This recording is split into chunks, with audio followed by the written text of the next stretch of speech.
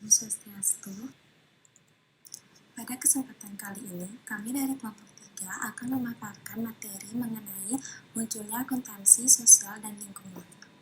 Sebelum memulai materi, ada pun anggota dari kelompok kami yang pertama saya sendiri berpesan diri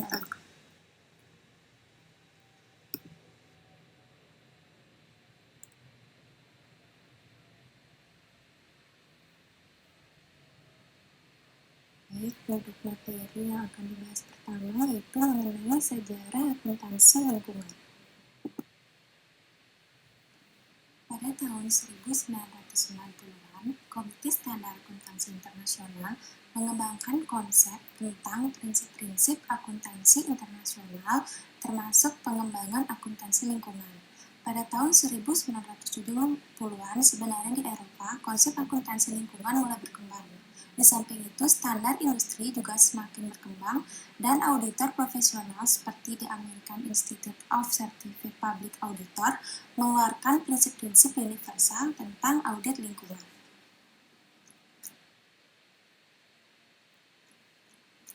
Lembaga perlindungan lingkungan dan politisi memainkan peran penting dalam proses mengubah masalah lingkungan menjadi masalah bisnis. Mereka menciptakan volume undang-undang lingkungan dan peraturan pendukung yang dirancang untuk mendorong perilaku ramah lingkungan oleh manajer perusahaan.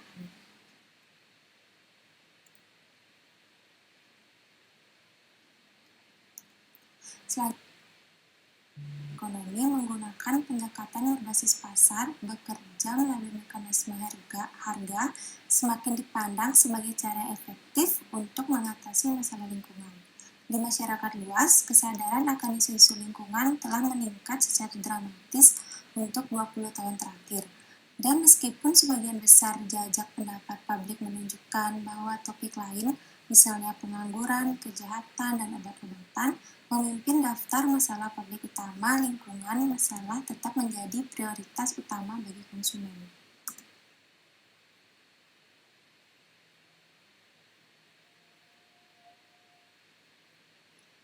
Tinjauan statistik perkembangan di Amerika Serikat disediakan oleh Cairncross 1991 internasional dan organisasi bisnis semakin harus berurusan dengan masalah lingkungan. Seperti yang ditujukan dengan meningkatnya jumlah perjanjian lingkungan internasional dan pernyataan publik oleh para pemilik bisnis.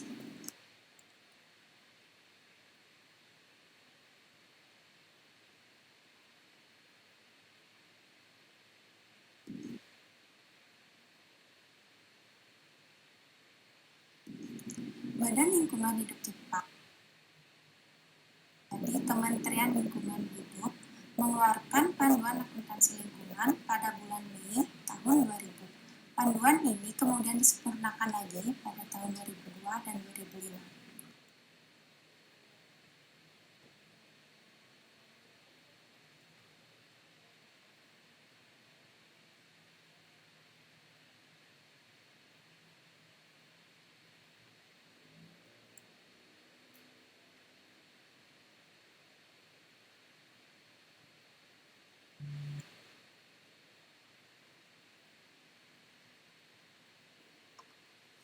Baik, saya akan melanjutkan kepentingan. Pemangku kepentingan perusahaan adalah setiap individu atau kelompok yang memiliki kepentingan dalam perusahaan karena dapat mempengaruhi dan atau dipengaruhi oleh kegiatan perusahaan. Istilah pemangku kepentingan menunjukkan bahwa kelompok atau individu ini memperoleh beberapa bentuk manfaat dan atau terkena beberapa bentuk risiko dari kegiatan korporasi keuangan, sosial, atau lingkungan. Pemangku kepentingan dapat dibagi menjadi internal dan eksternal kelompok, keduanya dipisahkan oleh batas-batas perusahaan.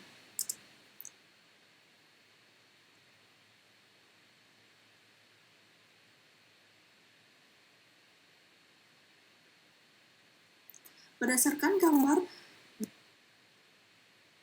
pemangku kepentingan meliputi yang pertama, pemangku kepentingan internal, yaitu manajer dan karyawan di dalam perusahaan.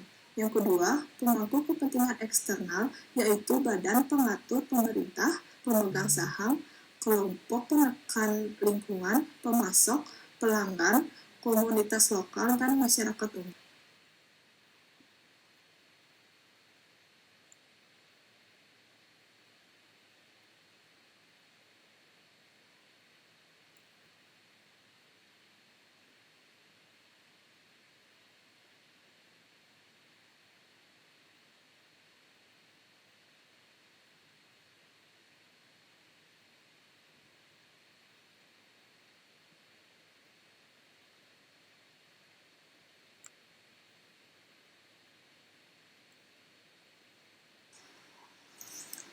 Lembaga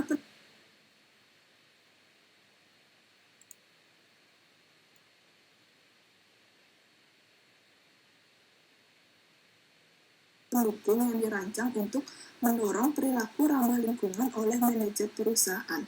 Dengan meningkatkan kinerja lingkungan perusahaan, banyak manfaat yang akan diperoleh.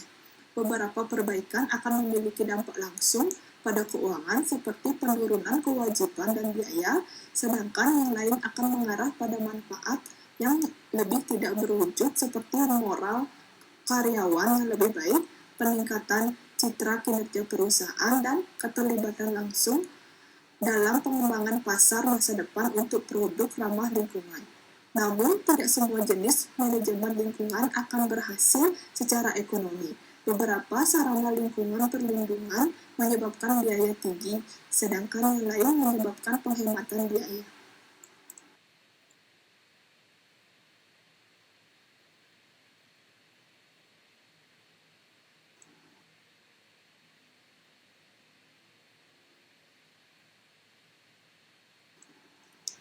Ada banyak perusahaan yang lebih hijau kepada dunia luar. Namun demikian, manfaat positif biasanya hanya bertahan sebentar jika tidak ada tindakan langsung. Sedangkan sebagian besar manajer prihatin dengan peningkatan tingkat biaya terkait dengan dampak lingkungan. Untuk menemukan cara untuk mengurangi biaya atau meningkatkan pendapatan bersama dengan tingkat perlindungan lingkungan yang lebih tinggi, perusahaan membutuhkan pengelolaan yang sesuai.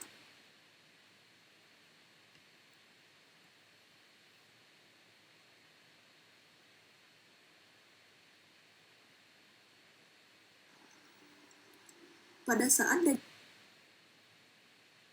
dengan terjadinya penyediaan informasi terkait lingkungan kepada pemangku kepentingan perlu disediakan. Akuntansi sebagai salah satu informasi yang paling meresap dan sering digunakan untuk sistem pengumpulan perlu beradaptasi dengan situasi baru ini jika ingin menghasilkan informasi yang berguna.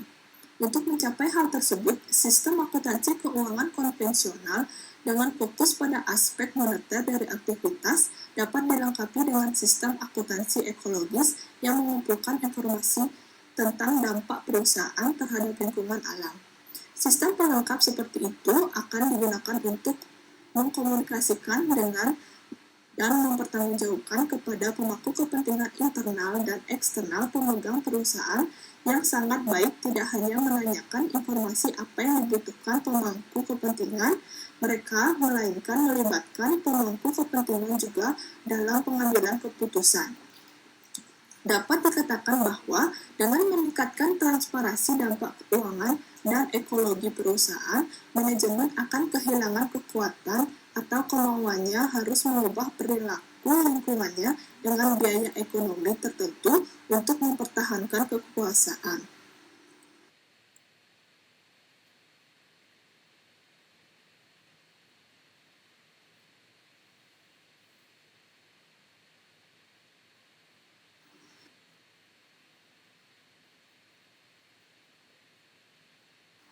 Pemangku kepentingan internal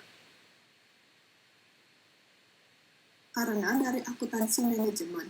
Biasanya informasi dengan pihak eksternal untuk tujuan akuntansi eksternal. Sistem akuntansi internal kedua adalah ekologi internal akuntansi, dinamakan demikian karena dirancang untuk memenuhi kebutuhan manajer untuk mendapat informasi tentang dampak ekologis dari kegiatan perusahaan.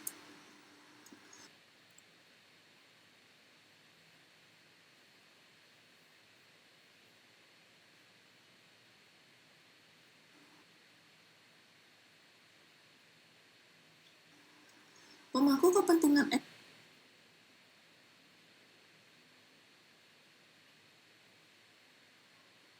Accounting and Other Accounting System tertarik pada hasil keuangan lingkungan yang terdampak dari kegiatan perusahaan. Misalnya, laba berkurang karena denda yang dikenakan atau peningkatan pendapatan yang dipromosikan oleh citra yang bersih dan hijau. Yang kedua, External Ecological Accounting and Other Ecological Accounting. Sebagian besar tertarik pada dampak ekologis perusahaan pada lingkungan alam.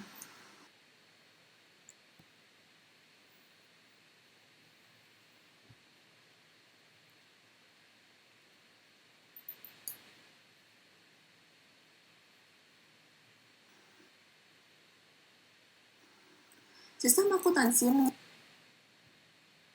antara manajemen dan pemangku kepentingan eksternal. Selanjutnya, sistem akuntansi keuangan konvensional dan sistem akuntansi konvensional lainnya terdiri dari penerimaan utama adalah pemegang saham, pemasok, dan agen pajak. Sistem akuntansi ekologi eksternal dan ekologi lainnya yaitu lembaga perlindungan lingkungan, lingkungan kelompok penekan, dan tetangga geografis.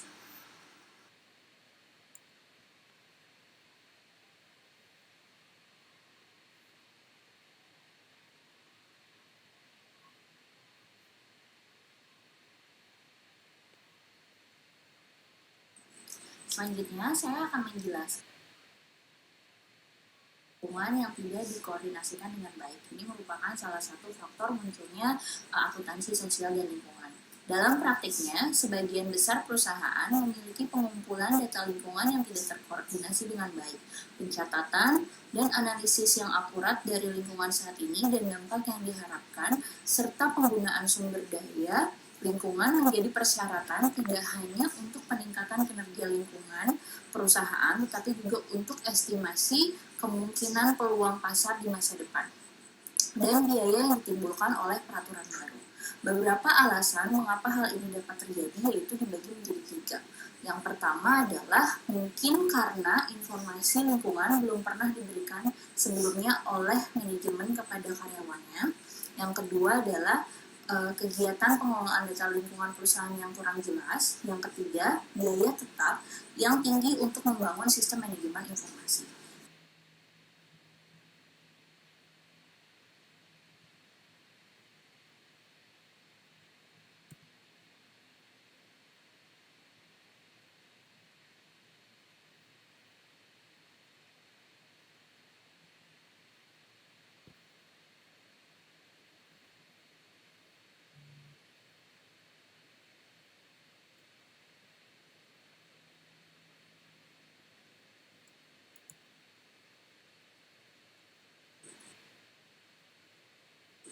Yang kedua yaitu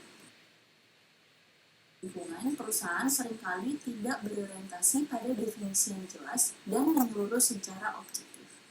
Dan yang terakhir, biaya tetap yang tinggi untuk membangun sistem manajemen informasi.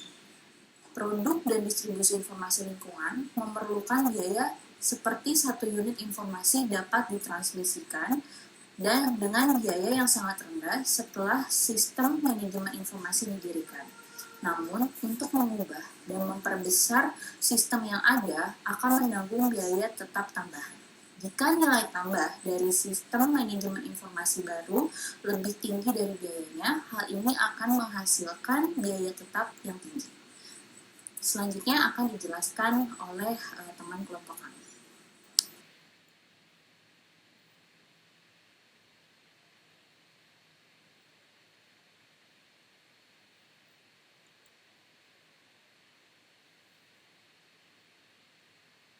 Pengelolaan dan pengendalian biaya lingkungan.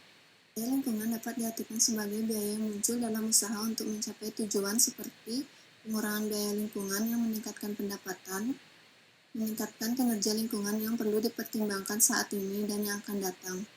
Biaya lingkungan dapat disebut sebagai biaya kualitas total atau environmental quantity cost.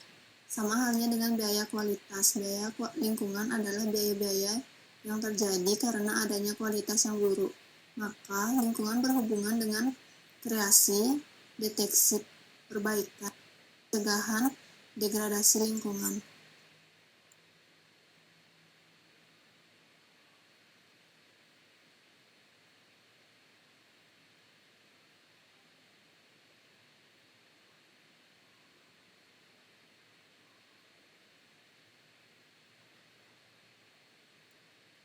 Pengelolaan dan pengendalian biaya lingkungan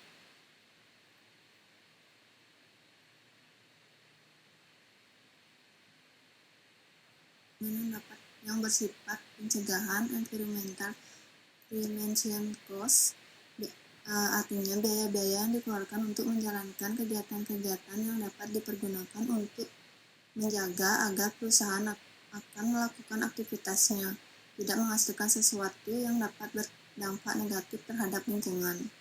Yang kedua, biaya lingkungan yang bersifat pemeriksa environmental appraisal cost, biaya yang ini dikeluarkan untuk memastikan apakah produk yang dihasilkan perusahaan ataupun proses dan aktivitas yang dilakukan perusahaan memang sudah sesuai dengan standar lingkungan terdapat pada peraturan pemerintah ataupun peraturan perusahaan sendiri.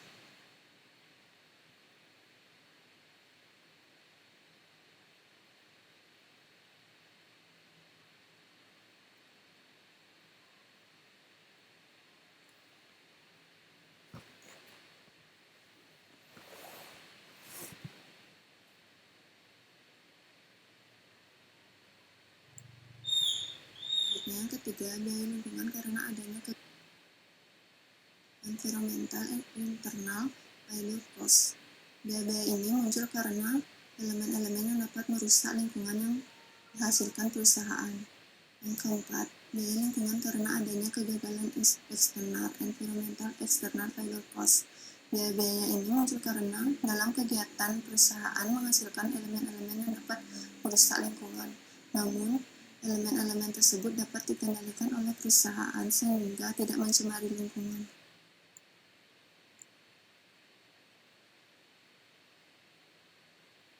Baik, sekian presentasi dari kelompok kami dengan sesi tanya jawab. Terima kasih.